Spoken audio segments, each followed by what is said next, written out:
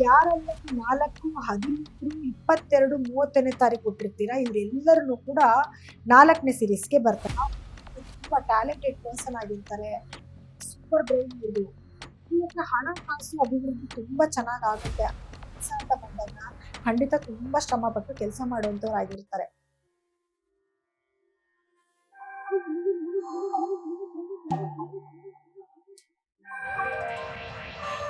ನಮಸ್ಕಾರ ಎಲ್ಲರಿಗೂ. ನಾನು ನಿಮ್ಮ ವಿಭಾ ಶೆಟ್ಟಿ. ಇವತ್ತಿನ ವಿಶೇಷವಾದ ಕಾರ್ಯಕ್ರಮಕ್ಕೆ ತಮಗೆಲ್ಲರಿಗೂ ಸ್ವಾಗತ.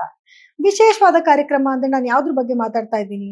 ನೋಡಿ, ಪ್ರತಿಯೊಬ್ಬ ಮನುಷ್ಯನಿಗೂ ಕೂಡ ಇವಾಗ ಒಂದು ಸಮಯ ಅನ್ನೋದು ನಿಗದಿಯಾಗಿರುತ್ತೆ.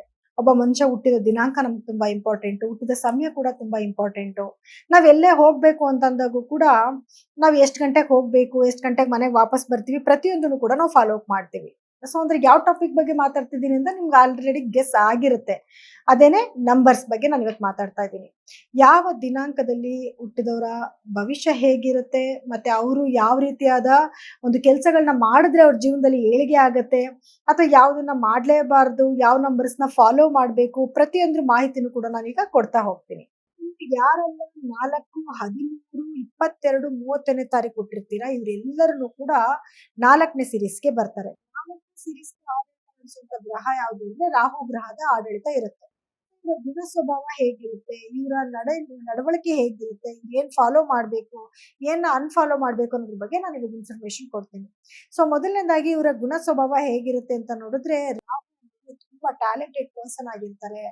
ಯಾವುದೇ ಫೀಲ್ಡ್ ಅಲ್ಲಿ ಹೋಗಿ ಜಯಿಸ್ಕೊಂಡ್ ಬರ್ತಾರೆ. ಇಂಥ ಕೆಲಸ ಅಂತ ಕೆಲಸ ಅನ್ನೋದೇ ಏನಿಲ್ಲ ಇವ್ರಿಗೆ. ಎಂತ ಕೆಲಸ ಕೊಟ್ರು ಕೂಡ ಮಾಡೋಷ್ಟು ಪ್ರಬುದ್ಧತೆ ಇವರಿಗೆ ತುಂಬಾ ಚೆನ್ನಾಗಿರುತ್ತೆ. ಸೊ ಸ್ವಭಾವ ಹೇಗಿರುತ್ತೆ ಅಂದಾಗ ಸ್ವಲ್ಪ ಶಿಸ್ತಾಗಿರ್ತಾರೆ. ಇವ್ರಿಗೆ ಏನಾದ್ರೂ ಇಂಥ ಟೈಮ್ಗೆ ಎದ್ದು ನೀವು ಬರ್ಬೇಕು, 10 ಗಂಟೆಗೆ ನೀವು ಇಲ್ಲಿ ಹಾಜರಿರ್ಬೇಕು ಅಂದ್ರೆ 10 ಗಂಟೆಗೆ ಬರೋದಕ್ಕೇನೆ ಕೂಡ ಅವ್ರು ಏನ್ ಬೇಕು ಎಲ್ಲ ತಯಾರಿಗಳನ್ನ ಬೇಗ ಮಾಡ್ಕೊಂಡ್ಬಿಡ್ತಾರೆ. Super brain ಇವ್ರದು. ಅದಕ್ಕೆ ಹೇಳಿದ್ವಿ, ಏನ್ ಕೆಲಸ ಬೇಕಾದ್ರೂ ಇವ್ರು ಮಾಡಕ್ ತಯಾರಿರ್ತಾರೆ. ತುಂಬಾ ಸೂಪರ್ ಬ್ರೈನ್ ಅಂತಂದ್ರೆ ಸೂಪರ್ ಬ್ರೈನ್ ಇವ್ರದು. ಬೇಗ ಕ್ಯಾಪ್ಚರ್ ಮಾಡ್ಕೊಂತಾರೆ ಎಲ್ಲಾನು. ಇವ್ರಿಗೆ ಏನಾದ್ರೂ ಒಂದು ರೆಕಾರ್ಡ್ ಮಾಡ್ಕೋಬೇಕು ಅಥವಾ ಬರ್ದಿಟ್ಕೋಬೇಕು ಅನ್ನೋ ಅವಶ್ಯಕತೆ ಇಲ್ಲ. ಆ ಕ್ಷಣಕ್ಕೆ ಅದನ್ನೆಲ್ಲ ಗ್ರಾಫ್ ಮಾಡಿ ಇಟ್ಕೊಂಡಿರ್ತಾರೆ. ನೆಕ್ಸ್ಟ್ ತುಂಬಾ ಕಠಿಣ ಪರಿಶ್ರಮ ಮಾಡುವಂತವ್ರು. ಏನ್ ಕೆಲಸ ಕೊಟ್ರು ಹಾರ್ಡ್ ವರ್ಕ್ ಇವ್ರು ಮಾಡಕ್ ರೆಡಿ ಇರ್ತಾರೆ. ಇವಾಗ ಹಣಕಾಸು ಅಭಿವೃದ್ಧಿ ತುಂಬಾ ಚೆನ್ನಾಗಾಗುತ್ತೆ. ಆದ್ರೆ ಕಠಿಣ ಪರಿಶ್ರಮದ ನಂತರ ಇವ್ರಿಗೆ, ಯಾಕಂದ್ರೆ ಇವರ ನಡವಳಿಕೆನೇ ಆ ರೀತಿ ಇರುತ್ತಲ್ಲ, ಏನ್ ಕೆಲಸ ಕೊಟ್ರು ಮಾಡ್ತಾರೆ. ಮತ್ತೆ ಎಲ್ಲಾ ಕೆಲ್ಸನೂ ಕಷ್ಟ ಇದ್ರೂ ಕೂಡ ಆ ಕೆಲಸ ಮಾಡಿ ಜಯಿಸ್ಕೊಳ್ಳುವಂತ ಟ್ಯಾಲೆಂಟ್ ಇರೋದ್ರಿಂದ ಇವ್ರ ಹತ್ರ ಹಣಕಾಸು ಅಭಿವೃದ್ಧಿ ತುಂಬಾನೇ ಚೆನ್ನಾಗಿರುತ್ತೆ. ಆದ್ರೆ ದೇಹ ದಂಡಿಸೋ ಕಡೆ ಇವ್ರು ಜಾಸ್ತಿ ಗಮನ ಕೊಡೋದಿಲ್ಲ. ಎಕ್ಸರ್ಸೈಸ್ ಮಾಡು, ಬಾಡಿ ಫಿಟ್ ಆಗಿ ಇಟ್ಕೋ ಅಂತಂದ್ರೆ ಅದ್ರ ಕಡೆ ನೀವು ಜಾಸ್ತಿ ಗಮನ ಕೊಡೋದಿಲ್ಲ. ತುಂಬಾ ಡಯಟ್ ಎಲ್ಲ ಮಾಡು ಅಂದ್ರೆ ಒಂದ್ 4 ದಿವಸ ಮಾಡ್ತಾರೆ, ಇನ್ನೊಂದ್ 4 ದಿವಸಕ್ಕೆ ಬಿಟ್ಬಿಡ್ತಾರೆ. ಕೆಲಸ ಅಂತ ಬಂದಾಗ ಖಂಡಿತ ತುಂಬಾ ಶ್ರಮ ಪಟ್ಟು ಕೆಲಸ ಮಾಡುವಂತವರಾಗಿರ್ತಾರೆ. ಇವ್ರು ಎಲ್ಲಾರ ಜೊತೆನೂ ಕೂಡ ಬೆಸ್ಟ್ ರಿಲೇಶನ್‌ಶಿಪ್ ಇಟ್ಕೊಂಡಿರ್ತಾರೆ. ಪ್ರತಿಯೊಬ್ಬರನ್ನು ಇವ್ರು ಪ್ರೀತಿಸ್ಬೇಕು ಇವ್ರಿಗೆ. ಆ ರೀತಿನಲ್ಲಿ ಇವ್ರು ಒಂದು ರಿಲೇಶನ್‌ಶಿಪ್‌ನ ಮೇಂಟೈನ್ ಮಾಡಕ್ಕೆ ಪ್ರಯತ್ನ ಪಡ್ತಾರೆ. ಹಾಗೆ ಆ ರಿಲೇಶನ್‌ಶಿಪ್‌ನ ಉಳಿಸ್ಕೊಳ್ಳೋಕ್ಕೂ ಕೂಡ ತುಂಬಾ ಹೆಣಗಾಡ್ತಾರೆ. ಇವ್ರಿಗೇನೋ ಒಂದು ಸರಿ ಬರ್ತಾ ಇಲ್ಲ ಒಂದು ರಿಲೇಶನ್‌ಶಿಪ್ ಅಂತಂದ್ರೆ ಅವ್ರನ್ನ ಸರಿ ಮಾಡ್ಕೊಳಕ್ಕಾಗಿರ್ಬೋದು, ಅಥವಾ ಅವ್ರನ್ನ ಕನ್ವಿನ್ಸ್ ಮಾಡಕ್ಕಾಗಿರ್ಬೋದು, ಯಾವಾಗ್ಲೂ ಅದ್ರ ಕಡೆ ಜಾಸ್ತಿ ಫೋಕಸ್ ಮಾಡ್ತಾ ಇರ್ತಾರೆ. ಮತ್ತೆ ಇವ್ರಿಗೆ ತುಂಬಾ ಸ್ಟ್ರಾಂಗ್ ಮೆಂಟಾಲಿಟಿ ಆಗಿರುತ್ತೆ. ಎಂತ ಕಷ್ಟ ಬಂದ್ರು ಕೂಡ ಅದನ್ನ ಸಹಿಸ್ಕೊಳ್ಳುವಂತ ಗುಣ ಸ್ವಭಾವ ಇವ್ರದ್ದಾಗಿರುತ್ತೆ. ಇನ್ನ ಹೆಲ್ತ್ ಪ್ರಾಬ್ಲಮ್ಸ್, ಯಾವ ರೀತಿಯಾದ ಹೆಲ್ತ್ ಪ್ರಾಬ್ಲಮ್ಸ್ ಇವ್ರಿಗೆ ಬರ್ಬೋದು ಅಂತ ನೋಡಿದ್ರೆ, ಮೊದಲನೇದಾಗಿ ಸ್ವಲ್ಪ ಗ್ಯಾಸ್ಟ್ರಿಕ್ ಸಮಸ್ಯೆಗಳು ಬರುತ್ತೆ. ಆಮೇಲೆ ಅದೇ ಹೊಟ್ಟೆಗೆ ಸಂಬಂಧಪಟ್ಟಿರುವಂತ ಸಮಸ್ಯೆಗಳು ಇವ್ರಿಗೆ ಜಾಸ್ತಿ ಬರುವಂತದ್ದು. ಏನಾದ್ರೂ ಸಮಸ್ಯೆ ಅಂದ್ರೆ ಕಾಯಿಲೆಗಳೇನಾದ್ರು ಬಂತು ಅಂದ್ರೆ ಸ್ವಲ್ಪ ದೀರ್ಘಾವಧಿಯಾಗಿ ಬೇಗ ಅದು ವಾಸಿ ಆಗೋದಿಲ್ಲ ಅಂತ ಕಾಯಿಲೆಗಳೇ ಜಾಸ್ತಿ ಇವ್ರಿಗೆ ಬರುವಂತದ್ದು. ನೆಗೆಟಿವ್ ಪಾಯಿಂಟ್ಸ್ ಏನಿರುತ್ತೆ ಅಂತ ನೋಡಕ್ ಹೋದ್ರೆ ಮೊಂಡುತನ ಜಾಸ್ತಿ.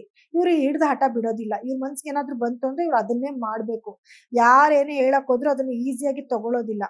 ಅವ್ರಿಗೆ ಅದನ್ನ ಅರ್ಥ ಮಾಡಿಸ್ಬೇಕು ಅಂದ್ರೆ ಬಹಳ ಕಷ್ಟ ಪಡ್ಬೇಕಾಗಿ ಬರುತ್ತೆ. ಹೆಲ್ತ್ ಇಶ್ಯೂಸ್ ಅವಾಗವಾಗ ಇದ್ದೇ ಇರುತ್ತೆ ಅವ್ರಿಗೆ. ಒಂದಾದ್ಮೇಲೆ ಒಂದು ಇದೇ ಅವ್ರಿಗೆ ನೆಗೆಟಿವ್ ಅವ್ರಿಗೆ. ಸ್ಟ್ರಾಂಗ್ ಆಗಿರ್ತಾರೆ, ಎಲ್ಲಾ ಕೆಲಸ ಮಾಡಕ್ ರೆಡಿ ಇರ್ತಾರೆ. ಆದ್ರೆ ಏನಾದ್ರೂ ಒಂದು ಹೆಲ್ತ್ ಇಶ್ಯೂಸ್ ಅನ್ನೋದು ಇವ್ರನ್ನ ಕಾಡ್ತಾನೆ ಇರುತ್ತೆ. ಇನ್ನ ಹಠಮಾರಿತನ ಅನ್ನೋದು ಜಾಸ್ತಿ ಇರುತ್ತೆ. ಸ್ವಲ್ಪ ಕೋಪ ಜಾಸ್ತಿ. ಸಮಯ ಸಾಧಕರು ಅಂದ್ರೆ ಈ ಕ್ಷಣಕ್ಕೆ ಏನು ಸಾಧನೆ ಮಾಡ್ಕೊಬೇಕು ಅಂತಂದ್ರೆ ಅದನ್ನ ಸಾಧಿಸ್ಕೊಳ್ಳಕ್ಕೆ ಏನ್ ಟ್ರಿಕ್ಸ್ ಬೇಕಾದ್ರೂ ಮಾಡ್ಬಿಡ್ತಾರೆ. ಅಷ್ಟೇ ಆ ಕ್ಷಣಕ್ಕೆ. ಏನಾದ್ರೂ ಒಂದು ಫಾಲ್ಸ್ ಸ್ಟೇಟ್ಮೆಂಟ್ ಏನಾದ್ರು ಒಂದು ಕೊಟ್ಬಿಟ್ಟು, ಅಥವಾ ಏನಾದ್ರು ಒಂದು ಪ್ರಾಮಿಸ್ ಕೊಟ್ಬಿಟ್ಟು ಫಸ್ಟ್ ಆ ಕೆಲಸ ಗಿಟ್ಟಿಸ್ಕೊಂತಾರೆ. ಅದಾದ್ಮೇಲೆ ಅವ್ರ ಕಡೆ ತಿರುಗು ನೋಡಲ್ಲ. ಆ ರೀತಿಯಾದ ಸ್ವಭಾವ ಇವ್ರಿಗಿರುತ್ತೆ. ಆಮೇಲೆ ಸ್ವಲ್ಪ ಇವರಿಗೆ ಲೋನ್ಲಿನೆಸ್ ಕೂಡ ಜಾಸ್ತಿ. ಈ ತರ ಎಲ್ಲ ಮಾಡ್ಕೊಂಡಾಗ ಏನಾಗುತ್ತೆ, ಲೋನ್ಲಿನೆಸ್ ಬಂದೇ ಬರುತ್ತೆ.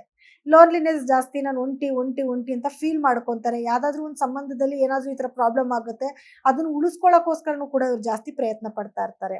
ಇನ್ನ ಇವ್ರು ಯಾವ ರೀತಿಯಾದ ಕೆಲ್ಸಗಳು ತುಂಬಾ ಚೆನ್ನಾಗಾಗ್ ಬರುತ್ತೆ ಅಂತಂದ್ರೆ, ಇವ್ರಿಗೆ ಲಿಮಿಟ್ಸ್ ಇಲ್ಲ. ಯಾವ ಕೆಲಸ ಬೇಕಾದ್ರೂ ಇವ್ರು ಮಾಡ್ಬೋದು. ಯಾಕಂದ್ರೆ ಸೂಪರ್ ಟ್ಯಾಲೆಂಟ್ ಆಗಿರೋದ್ರಿಂದ ಎಂತ ಕೆಲಸ ಕೊಟ್ಟರು ಮಾಡೋಂಥ ಒಂದು ಎಬಿಲಿಟಿ ಇರುತ್ತೆ. ಆದ್ರೆ ಇವ್ರಿಗೆ ಜಾಸ್ತಿ ಈ ಎಲೆಕ್ಟ್ರಾನಿಕ್ಸ್ ಆಗಿರ್ಬೋದು, ಎಲೆಕ್ಟ್ರಿಕಲ್ ಆಗಿರ್ಬೋದು, ಇಂಥ ಕೆಲಸಗಳು ತುಂಬಾ ಚೆನ್ನಾಗಿ ಬರುತ್ತೆ. ಟೆಕ್ನಿಕ್ ವರ್ಕ್ಗಳು ತುಂಬಾ ಚೆನ್ನಾಗಿ ಬರುತ್ತೆ. ಬಿಸ್ನೆಸ್ಗೆ ಸೂಪರ್ ತಲೆ ಅಂತ ಹೇಳ್ಬೋದು ಇವ್ರದ್ದು.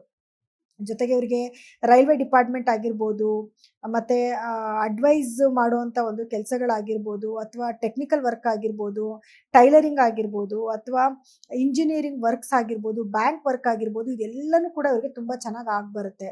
ಎಜುಕೇಷನ್ ಯಾವ ರೀತಿಯಾದ ಎಜುಕೇಷನ್ ಇವ್ರು ಮಾಡ್ಕೋಬೇಕು ಅಂತ ನೋಡಕ್ ಬಂದಾಗ ಕೆಮಿಸ್ಟ್ರಿ ವರ್ಕ್ ಆಗಿರ್ಬೋದು, ಅಂದರೆ ಕೆಮಿಸ್ಟ್ರಿಗೆ ಸಂಬಂಧಪಟ್ಟಿರೋದು ಓದೋದಾಗಿರ್ಬೋದು, ಡಾಕ್ಟರ್ಸ್ ಆಗಿದ್ರೆ ಮೆಡಿಕಲ್ ಮಾಡುವಂಥದ್ದಾಗಿರ್ಬೋದು, ENT ಸ್ಪೆಷಲಿಸ್ಟ್ ಅಂದರೆ ಡಾಕ್ಟರ್ಸಲ್ಲೂ ಕೂಡ ಯಾವ ಥರದ್ದು ಮಾಡ್ಕೋಬೋದು ಅಂದರೆ ENT ಸ್ಪೆಷಲಿಸ್ಟ್ ಆಗಿರ್ಬೋದು, ಅಥವಾ ರಿಸರ್ಚ್ ವರ್ಕ್ ಆಗಿರ್ಬೋದು, ಇದೆಲ್ಲನೂ ಕೂಡ ಇವರಿಗೆ ತುಂಬ ಚೆನ್ನಾಗಿ ಸೂಟ್ ಆಗುವಂಥ ಎಜುಕೇಷನ್ಗಳು, ಇದಕ್ಕೆ ಸಂಬಂಧಪಟ್ಟಿದ್ದ ಕೆಲಸಗಳು ಇವರಿಗೆ ತುಂಬ ಚೆನ್ನಾಗಿ ಸೂಟ್ ಆಗುತ್ತೆ.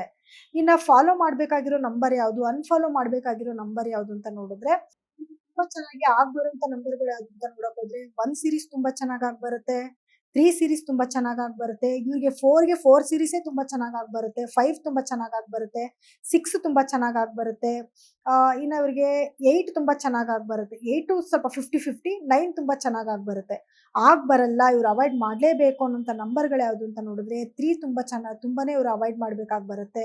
8 ತುಂಬಾ ಅವಾಯ್ಡ್ ಮಾಡ್ಬೇಕಾಗಿ ಬರುತ್ತೆ. ಇವೆರಡೇ ಇವ್ರಿಗೆ ಬರ್ದಿರೋ ನಂಬರ್ಗಳು. ಆದ್ರೂ ಕೂಡ ಇವರ ಸ್ವಭಾವ ಹೇಗಿರುತ್ತೆ ಅಂತಂದ್ರೆ ಬರ್ದೇ ಇರುವಂತ ನಂಬರ್ ಅವ್ರ ಕೈನಲ್ಲೇ ಇವ್ರಿಗೆ ಆಗ್ಬೇಕಾಗಿರೋ ಎಲ್ಲಾ ಕೆಲಸ ಮಾಡಿಸ್ಕೊಂತಾರೆ. ಆ ರೀತಿಯಾದ ಸೂಪರ್ ಟ್ಯಾಲೆಂಟ್ ಆಗಿರ್ತಾರೆ ಇವರು. ಇನ್ನ ಲಕ್ಕಿ ಕಲರ್ಸ್ ಯಾವ್ದು ಅಂತ ನೋಡಕ್ ಹೋದ್ರೆ ಇವ್ರಿಗೆ ರೆಡ್ ಫ್ಯಾಮಿಲಿ ತುಂಬಾ ಚೆನ್ನಾಗಿ ಬರುತ್ತೆ, ಬ್ಲೂ ಫ್ಯಾಮಿಲಿ ತುಂಬಾ ಚೆನ್ನಾಗಿ ಬರುತ್ತೆ. ಈ ಫಾಲೋ ಮಾಡಬಾರ್ದು ಈ ಕಲರ್ಸ್ ಅಂತ ನೋಡಕ್ ಬಂದಾಗ ಸ್ವಲ್ಪ ಬ್ಲಾಕ್ ಫ್ಯಾಮಿಲಿನ ಅವಾಯ್ಡ್ ಮಾಡ್ಕೊಂಡ್ರೆ ಸಾಕು. ಅಂದ್ರೆ ಬ್ಲಾಕ್, ಬ್ರೌನ್ ಈ ಕಲರ್ಸ್ ಸ್ವಲ್ಪ ಅವಾಯ್ಡ್ ಮಾಡ್ಕೊಂಡ್ರೆ ಸಾಕು. ಈ ನಂಬರ್ ಅಲ್ಲಿ ಯಾರೆಲ್ಲ ಸೆಲೆಬ್ರಿಟೀಸ್ ಹುಟ್ಟಿದ್ದಾರೆ ಅಂತ ನೋಡಕ್ ಹೋದ್ರೆ ಚಿರಂಜೀವಿ ಅವರು 22ನೇ ತಾರೀಕು ಹುಟ್ಟಿರುವಂತದ್ದು, ಶ್ರೀದೇವಿ ಅವರು 13ನೇ ತಾರೀಕು ಹುಟ್ಟಿದ್ದಾರೆ, ಮತ್ತೆ ಬರಾಕ್ ಒಬಾಮಾ ಅವರು 4ನೇ ತಾರೀಕು ಹುಟ್ಟಿದ್ದಾರೆ, ಅವರು 4ನೇ ತಾರೀಕು ಹುಟ್ಟಿದ್ದಾರೆ, ಅಮಿತ್ ಶಾ ಅವರು ಕೂಡ 22ನೇ ತಾರೀಕು ಹುಟ್ಟಿದ್ದಾರೆ. ನೋಡಿ ಅವ್ರ ತಲೆ ಯಾವ ರೀತಿ ಇದೆ, ಹೆಂಗೆ ದೇಶನ ನಡೆಸಬೇಕು ಅನ್ನೋಂತ ಟ್ಯಾಲೆಂಟ್ ಹೆಂಗಿದೆ ನೋಡಿ ಇವರಿಗೆ. ಸರ್ದಾರ್ ವಲ್ಲಭಾಯ್ ಪಟೇಲ್ ಅವರು ಕೂಡ 31ನೇ ತಾರೀಕು ಹುಟ್ಟಿದ್ದಾರೆ. ಮತ್ತೆ ಜೂಹಿ ಚಾವ್ಲಾ ಅವರು ಕೂಡ 13ನೇ ತಾರೀಕು ಹುಟ್ಟಿದ್ದಾರೆ. ಅರ್ಜುನ್ ಜನ್ಯ ಅವರು ಕೂಡ 13ನೇ ತಾರೀಕು ಹುಟ್ಟಿದ್ದಾರೆ. ಅವ್ರ ಟ್ಯಾಲೆಂಟ್ ಎಷ್ಟು ಚೆನ್ನಾಗಿದೆ ನೋಡಿ, ಅವರು ಮ್ಯೂಸಿಕ್ ಅಲ್ಲಿ ಎಷ್ಟು ಹೆಸರನ್ನ ಮಾಡಿದ್ದಾರೆ. ಇನ್ನ ರಕ್ಷಿತಾ ಪ್ರೇಮ್ ಅವರು ಕೂಡ 31ನೇ ತಾರೀಕು ಹುಟ್ಟಿದ್ದಾರೆ. ಸೊ ಈ ಎಲ್ಲಾ ಲೆಜೆಂಡ್ಗಳಲ್ಲಿ ಎಂತೆಂತ ಗುಣಗಳಿದೆ, ಕ್ವಾಲಿಟೀಸ್ ಇದೆ ಅನ್ನೋದನ್ನ ನೀವು ತಿಳ್ಕೊಂಡ್ರಿ ಅಲ್ವಾ. ಇನ್ನು ನಿಮ್ಮ ಜೀವನದಲ್ಲೂ ಯಾವ್ದನ್ನ ಫಾಲೋ ಮಾಡಬೇಕು, ಯಾವ್ದನ್ನ ಅನ್ಫಾಲೋ ಮಾಡಬೇಕು, ಇದೆಲ್ಲನೂ ಕೂಡ ಇನ್ಫಾರ್ಮೇಶನ್ ನಿಮ್ಗೆ ತುಂಬಾ ಇಷ್ಟ ಆಗಿದೆ ಅಂತ ನಾನು ಭಾವಿಸ್ತೀನಿ. ನಿಮ್ಗೇನಾದ್ರೂ ನಮ್ಗೇನು ಗೊತ್ತಾಗ್ತಾ ಇಲ್ಲ, ಅಥವಾ ಜೀವನದಲ್ಲಿ ಏನು ಏಳಿಗೆ ಆಗ್ತಾ ಇಲ್ಲ, ನಮ್ಗೇನು ನೇಮ್ ಚೇಂಜ್ ಮಾಡ್ಬೇಕು, ಅಥವಾ ಯಾವ ನಂಬರ್ ತಗೋಬೇಕು, ಗಾಡಿಗೆ ಯಾವ ತರ ನಂಬರ್ ಟ್ಯೂನ್ ಅಪ್ ಮಾಡ್ಕೋಬೇಕು ಅನ್ನೋ ಇನ್ಫಾರ್ಮೇಶನ್ ಏನಾದ್ರು ಬೇಕು ಅಂದ್ರೆ ಸ್ಕ್ರೋಲ್ ಆಗ್ತಿರುವಂತ ನಮ್ಮ ನಂಬರ್ಗೆ ಕರೆ ಮಾಡಿ ನಿಮ್ಮ ಬಗ್ಗೆ ನೀವು ಖಂಡಿತವಾಗ್ಲೂ ತಿಳ್ಕೊಬಹುದು. ಸೊ ಎಲ್ಲರಿಗೂ ಧನ್ಯವಾದಗಳು.